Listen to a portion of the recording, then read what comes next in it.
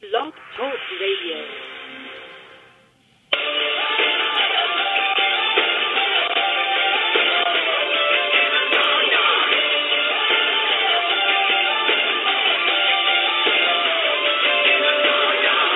Good afternoon, everyone. Welcome to another episode of the Red Light Sports Ramble. And Evan, today it is brought to them by the Red Light Sports Network. I am your host, Troy Otradovic, joined with the wonderful Evan Watallison, who is going to his last master's class this evening. But it is big news, Evan. So before we get into the sports part, we want to just let fans know that we now have the Red Light Sports Network, which is actually bringing the shows, the Ramble and the Rant, all week. That is an idea that you came up with. You and I talked about this, and is just something as we look to the future of the Red Light Sports Network that we're going to be able to expand the things that we do for our listeners. So I don't know if you want to fill them in on a little bit more about that or any words about that, but we are now the Red Light Sports Network and presenting our show as the Ramble and the Rant during the week. Yeah, well, I was thinking over the weekend and this morning a little bit, looking at the direction you and I have talked about, how we want to take this show and how we want to market it out to the fans and market it out to different, new fans. And I was just looking back to, different things I've learned during my master's course in regards to, marketing. Just Red Light Sports Network, I think, is a better marketing piece than, as a name of a network, which what we're trying to do. I think that kind of makes it kind of stand alone between the two shows, and it kind of rolls off the tongue a little better, the Red Light Sports Network. And, I like to stand alone. Red Light Sports Network featuring the Red Light Sports Ramble and the Red Light Sports Rant, and it can even open it up even more down the road as we continue to grow to bring more and more opportunities to the program. Well, exactly, and I think too the one thing is having the Red Light Sports Network is we may be able to open up opportunities for other people like you and I. I mean, it's not like we're big and famous, but you and I started on an iPhone, and I'm thinking down the road as we grow our show that we're going to be able to offer some opportunities to other people that want to get involved, with sports media. I really think that the Red Light Sports Network will get to that point to help other people out too. So I'm excited. But let's get into the Red Light Sports Ramble. A lot of sports to talk about. Recap weekend. A lot of stuff going on, Evan. We had Wisconsin Badger basketball. We had the Daytona 500. We had the NFL Combine. We have all of these things going on. I want to start with Wisconsin Badger basketball. Wasn't it just a month ago that we were questioning whether or not they were even an NCAA team? We sat here and said we would be surprised if they got to 20 wins because of the schedule, and now they've actually pulled off 5 impressive victories, the latest being in Iowa, a 79-74 win in Iowa that really, to me, shows that this team is capable of being a good NCAA team. But what happened in that middle stretch, and is it gone for good? Have they turned the corner? What are your thoughts? Well, Wisconsin still worries me with long scoring droughts. They still have that issue where they'll go through stretches of, they won't score. I believe they missed 6 straight shots in the second half against Iowa. So that still worries me. That still creeps up. But the biggest change since that, stretch that they had, that losing stretch, including losing, I believe, 3 in a row at home, is Frank Kaminsky was really nowhere to be found. And Sam Decker was also pretty much nowhere to be found. And if you look at the numbers, especially from Kaminsky, he stepped it up big time. He's gotten double-doubles the last 2 games. He's got 20 points the last 2 games. He's making clutch shots. He's being that presence in the middle that the Badgers need. He's being that 7-footer that they were missing during the stretch when they lost to Minnesota and Indiana and Michigan and Northwestern. He's being that 7-footer that they need.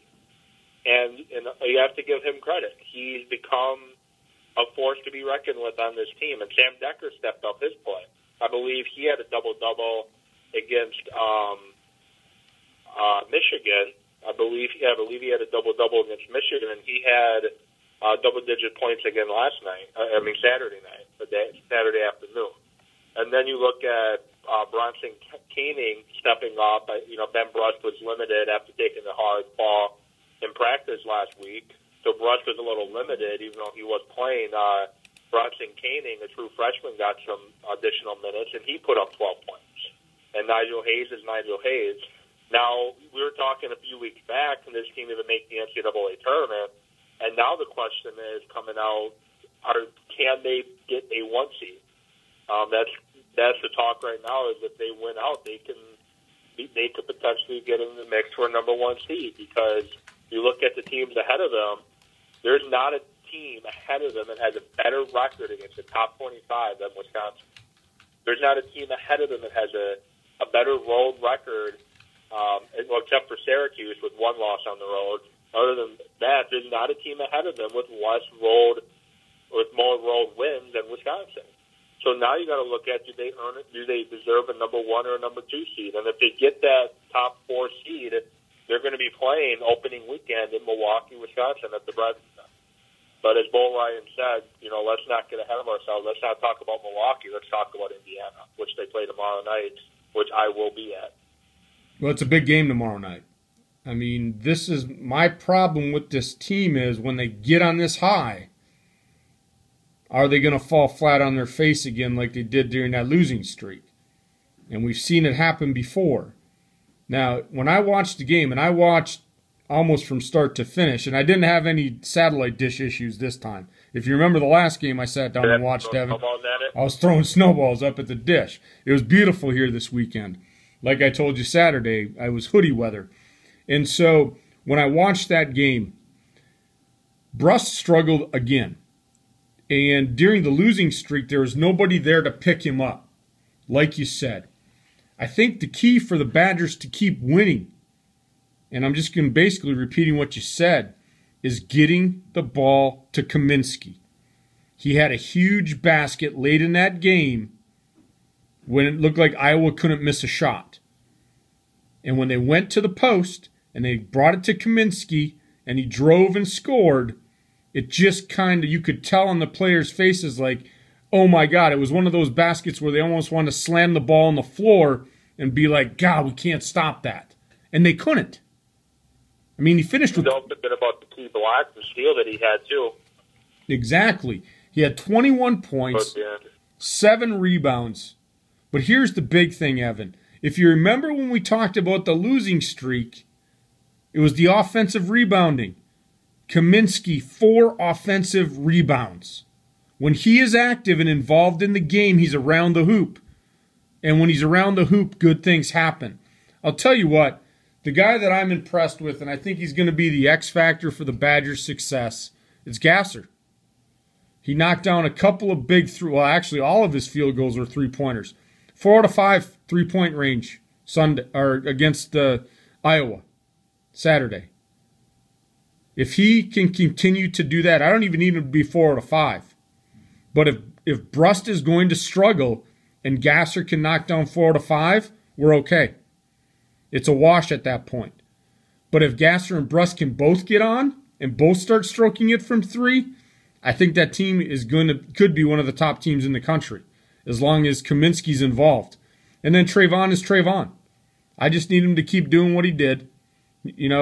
Turnover to assist ratio wasn't so great against Iowa. 3 assists, 2 turnovers, but he's still Trayvon Jackson, and the guy still can make a play when he needs to make a play. So, with that said, I'm not as high on a number 1 seed as you are, Evan. I'm not so sure if that mid-season losing streak is still going to stick in the minds of the selection committee. I think the highest they can get is a 2. But again, I'm an idiot with an opinion. So when you look at their schedule, though, they couldn't... I'm not saying they're for sure going to get a 1 seed. I'm not saying that they're in that conversation now, and if you look at the teams ahead of them, they deserve to be in that conversation, and they deserve serious consideration. Yeah, That's all I'm saying. Yeah, I think they do.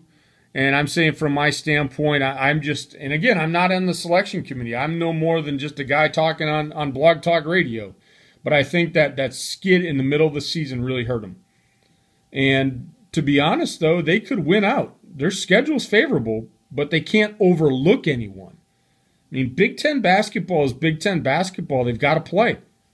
They've got to be able to play, and they've got to be ready to play every game. They cannot look forward, like Bo Ryan was saying. One game at a time, win out, and they have games that they can win. They can really win every single one of the games that they have left. So, with that said, let's move on to the Daytona 500. And I know you were joking with me about getting my dad on the show when we were talking about Jerry Kramer. Well, his favorite sport, Evan, is actually NASCAR, because this is probably before your time. Some of our listeners that are more in my age range will probably remember the name Dick Trickle, and you may, because he's a guy that was around the Wisconsin track for a while. Well, my dad knew Dick Trickle, and so my dad loves NASCAR, so I called him before the race. And then, of course, he had to call me when there was a rain delay, and he had nothing to say but F-bombs. But my dad, if you saw my tweet, he thought Tony Stewart was going to be the one that was going to go out and win. But he said, both of you fools are wrong. That's what he called us, both of us fools. Because I told him, you thought Jimmy Johnson was going to win. I thought Newman was going to win. And his exact comment was, both of you fools are wrong. Tony Stewart's going to win. But my dad was wrong, too. But fill the fans in, Evan, who the winner was. Most people will know already, but... Well, after an extremely long rain delay, and I was going to watch part of the race, but thanks to the rain delay, I was not able to. But after an extremely long rain delay, Dale Earnhardt Jr. ended, his winless streak, because it's been a while since he, had gotten a win, and especially it's been a while since he had won at Daytona, and he won at Daytona, and I think it was very fitting that he wins the same race that the number 3 car returns to Daytona. So I think that was very fitting. So great for him. I know he's a driver that people either have extreme love for or extreme hate for, and I don't think he warrants the hate, because I think a lot of people hate on him because he's always in the spotlight when he's not really winning, and I think people, basically hating on him because he's not his father. But he's not his father. He's his own person, and I like the guy. I think he's great at marketing. I love his commercials, and I love him as a race car driver. So I know our guest last week, Tony, is extremely happy. Was it Tori or Tony? Tony Linstar. Oh, okay, Tony. I know Tony's really happy because she's really high on Dale Earnhardt Jr. So congrats to him. A race that was full of numerous crashes, and which Danica Patrick was involved in one of them, unfortunately. And Matt Kenseth, I believe, finished 6th place. You can correct me if I'm wrong. I don't have the results right in front of me, but hats off to Dale Earnhardt Jr. on the win. Yeah, he finished 7th. I have the unofficial results in front of me. 7th. I do want to pat myself on the back, though, Evan. I really do, because I had said last week when we were talking to Tony that I'm usually not very good at predicting the top 5. Well, I didn't get them in order. But 3 of the people I said were going to be in the top 5 finished in the top 5. So I've never done that before. So I'm kind of, I'm high on myself for that. I had picked Johnson, Keselowski, and Jeff Gordon to finish in the top 5, and they did. But hats off to Dale Earnhardt Jr. I want to touch on what you were saying, Evan, and you can chime in. But I think what happened is, at first when Junior got into the circuit, I think a lot of fans thought that he got there based on his dad. And they didn't think that he had what it took to be the race car driver that he really is. And I think they thought he was riding his tails. Just, it's one of those old adages. Sometimes it's not what you know, it's who you know. And I think that's the bad rap he got at first. But moving into it, then he started being successful. And then, like you said, because of the name, he is one of those guys that's always in the spotlight. And you know what? The guy's a heck of a race car driver. And so I think he got a bad rap coming in, people saying, well, you don't have any talent, you're just riding your dad's coattails, blah, blah, blah. Well, he went out and he raced a heck of a race yesterday. I didn't get to watch the whole thing. I started watching when it got back on, but I wasn't going to stay up and watch till the wee hours of the morning for that race. But I'll tell you what, he went out, he earned it. Good for him. You hit it right on the head, Evan. I think it is a bittersweet victory for Dale Earnhardt to win amidst all the controversy of the number 3 car that was out there this weekend. And so when we look at that, I mean, Austin Dillon still finished a respectable 9th, after having the pole. So that's, not a bad finish for him in that car. But hats off to Dale Earnhardt. I mean, you got your top 5, Earnhardt, Hamlin, Jeff Gordon, Brad Keselowski, Jimmy Johnson rounding out the top 5. So I'm going to, look at it from the standpoint of, it was another one. Daytona 500 is always the big race. And so we'll definitely keep our eye on NASCAR now that we have Tony Lynn to be able to chime in, since she'll be at every race. We'll definitely have her on again as a guest. But, with that said, Bud, the other thing that happened this weekend, back to the NFL Combine. And so a lot of things going on at the NFL Combine. I had a chance to watch a ton of it, a ton of the Combine. And I think there's some winners and I think there's some losers in the Combine.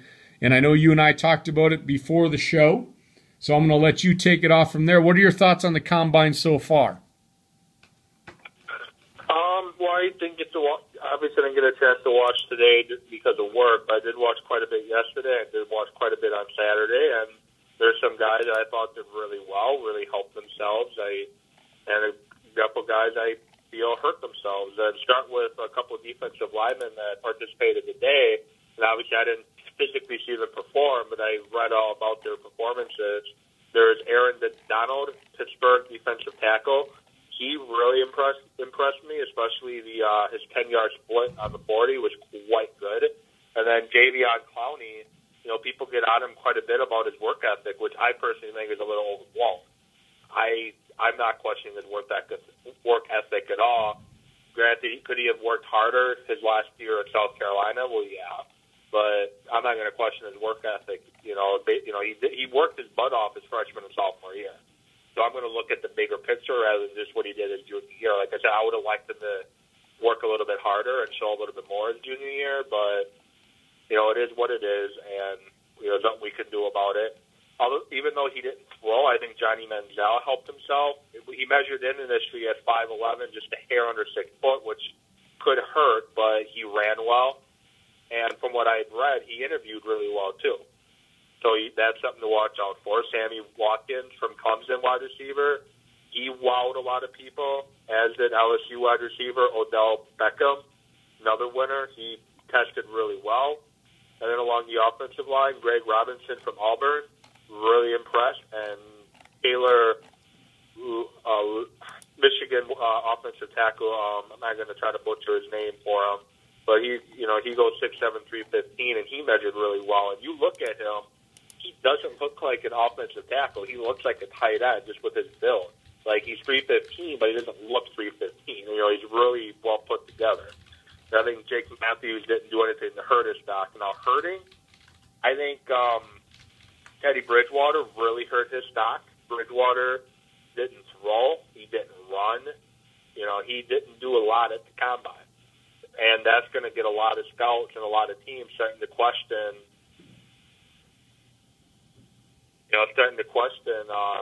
if he's going to be, how hard of a worker is he going to be at the next level. And he won about 6'3", but I didn't see what his official weight was, but there's concern of his frame being a little bit too small. So I think he hurt himself, and another guy that really hurt himself was LSU wide receiver Jarvis Landry, who did not run well at all. And two other guys that really helped themselves, Blake Bortles from Central Florida and A.J. McCarron, because every time I saw the receiver drills, one of those two guys was out there throwing to the receivers. Like, they didn't have to do it, but they were out there doing it. And I think those guys really helped themselves. Where do I go from there, Evan? Where do I go from there? I think Let's hear your list again. Oh, geez. So, you go through that, and now all of a sudden you want me to try and add some things in there. And I guess what I'll do is I'll just kind of break it down a little bit. I know tomorrow we're going to have Rob on the show, get a little more in depth, and maybe talk more position by position. But I really think when you look at it, the biggest winners were mostly offensive linemen. I mean, I don't know why it is. I think you and I talked about it on Saturday. These guys are getting athletic. And, the biggest standout to me was Robinson from Auburn. I mean, the guy, he just looks like he's going to be the real deal after watching him during the combine. I didn't get to watch a lot of the film on him, but, he's not in pads. I mean, he was just running and doing drills, but I was real impressed with what Robinson did from Auburn. So I think, his stock may have risen in this draft. I know that he was already a high prospect, but man, that guy looked really good. When I look at quarterbacks, I think you're absolutely right. I think Bortles from Central Florida really went out and did some stuff to be able to help his stock. Now, I'm not sure where he's going to go. I mean, the biggest question with him, of course, is going to be the competition that he played against. But, I mean, I thought that he did really well in the combine, to be able to go out there and throw. I think he did enough to be able to show that, hey, he deserves to be a number 1 draft pick. Not quite sure where he's going to go. I know you and I will put together our mock draft before the draft, and I've got a lot of thinking to do when it comes to that. You know how I feel about the whole throwing thing, Evan, so I'm not even going to go down that road, whether or not it helped or hurt him. I disagree. I think they should all throw. You and I agreed to disagree on that point. It is an interview. They interviewed well, so on and so forth. But you're still not going to change my opinion that if you're there, you should throw. And that's why I think for Bortles, I think it helped him to be able to go out and show the scouts, hey, I'm here to throw. It's a different situation. It's a different than being in my home confines of my stadium and my guys. I can throw under adversity. I can throw under pressure. So I think that's part of the reason that it helped him out a little bit.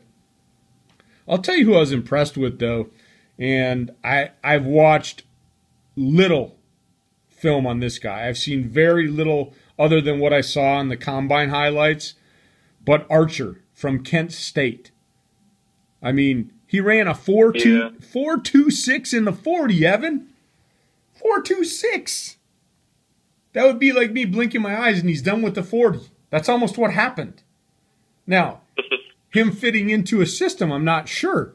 But I'll tell you what, somebody that runs a 4.26, I'm sure they're going to find somewhere to put him on special teams.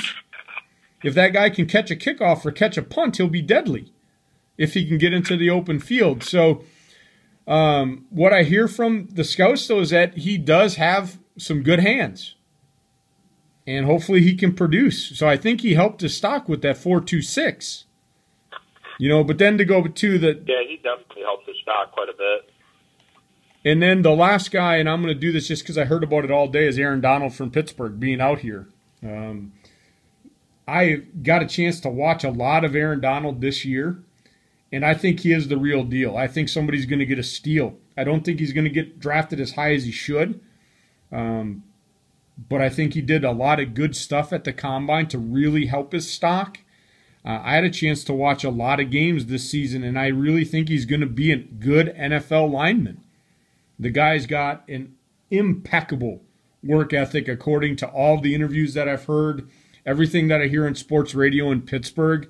The guy has a great work ethic. So not only are you going to get a guy with some talent, you're going to get a guy that's going to come in and work hard. So I think he did a lot at the combine to help his stock. I think the biggest loser, and it's hard to say his name, is the left tackle from Alabama. I'm just going to call him Cyrus. I think that he did not have a good combine at all. I think he was one of the big losers on the line when I look at it from just everything that went on, and maybe I'll get Rob's opinion on it tomorrow. But I think he was the biggest loser. Not really. I'm not sure if anybody really disappointed me enough that, oh my God, it's really going to hurt them a lot. But, the other, it's just some of the linemen that maybe, came out and, didn't produce. The one that comes to name is the Dozier guy from Furman. People had big hopes that he had to have a good combine because he played at Furman, and he didn't really impress a lot of people. Didn't really impress me either. But other than that, I don't think anybody was a real big bust at the combine. Other than that, I know tomorrow we have. Well, Jarvis Landry, I think he put in a 4.740, a wide receiver. Yeah, I forgot about him. That could go as a bust at a 4.7. You could convince me there. When I look at it, at this point, I think there's a lot more good than bad at the combine, though. So we'll get Rob's take tomorrow for sure. But like I said, my most impressive had to be, when I look at it, I just was Robinson just really stuck out at me. You have those ones that you're watching where you glue your eyes to the TV. I glued my eyes to the TV when he was doing his stuff, and Archer's 40 glued my eyes to the TV. I actually did. I have the DVR, so I rewound it just to watch it again.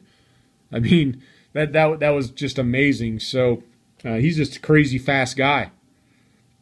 But with that said, yeah, Archer, he'll find a role in the NFL. Won't be as a starting running back. He's not big enough to be an every down back. He's similar to he's a faster version of Dexter McCluxon with Kansas City.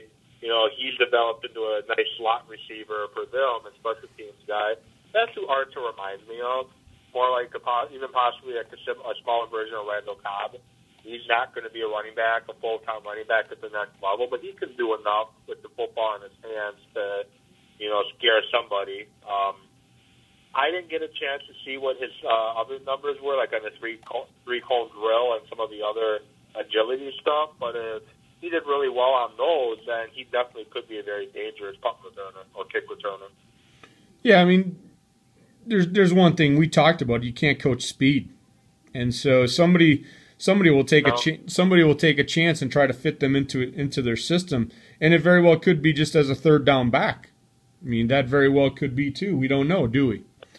So again, I thought there was a lot more. I thought there was a lot more good than bad during the combine. We still got another day to go, and Rob's going to give us a complete wrap up tomorrow, and we'll see what he says. But with that said, Bud, we're just about done again with our 30 minutes. Man, the time flies. The time really flies when we're doing the show. But we got another confirmation for guest, and it is just amazing the number of people that we're able to bring on the show. And the neat thing is that we're now going to have the commissioner, and it's Mr. Alshouse from the IFL on the show on Friday. And I think that'll be a great interview for us to be able to talk about the IFL, partly because I know that Green Bay has an IFL team in the Green Bay Blizzard, and the reason I know that is that I went to a lot of those games. 90 seconds. And I really enjoyed watching the Blizzard play. So it'll be really fun on Friday. I know we have Rob tomorrow. We have Mr. Tashel on Thursday, Mr. Alshouse on Friday. It's going to be a great week on the Red Light Sports Ramble, Bud. So what are your closing remarks for all the listeners? We have a guy on Wednesday, too, don't we? Don't we have a guy for Wednesday, too? No, not yet. Oh, yeah, well, that's right. That's Twitter Talk on Wednesday. Yeah. Well, 60 seconds. Remark to be simple. If anyone's hearing us and listening, we're looking to expand our show to longer than a half hour. But we need help with sponsorship to extend it to longer than a half hour. If we want to do an hour-long show or a 2-hour show, we need help with sponsorship, and that's what we're looking to do. So if you know anyone that might be interested, or if you're interested, just hit us up on Twitter. I'm edubs1250intern. Troy's, you're still Red Light Ramble. Still Red Light Ramble. Yep, Troy's Red Light Ramble. You can email us, redlightsportsramble@gmail.com, and let us know.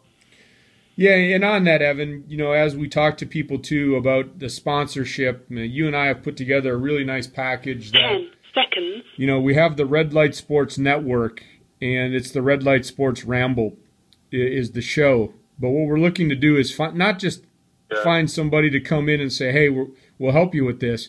We're actually going to give the kudos where they're necessary, the advertising for the company, the Red Light Sports Network, with the Red Light Sports Ramble, sponsored by that company. But Evan and I are definitely looking to expand the network, and a lot of good things can come from this, but we definitely want to expand our show longer than 30 minutes. But with that said, everyone, we do appreciate all of our listeners. That's why we do it. With that said, have a great night. We'll see you at the next red light. We'll get back at you tomorrow.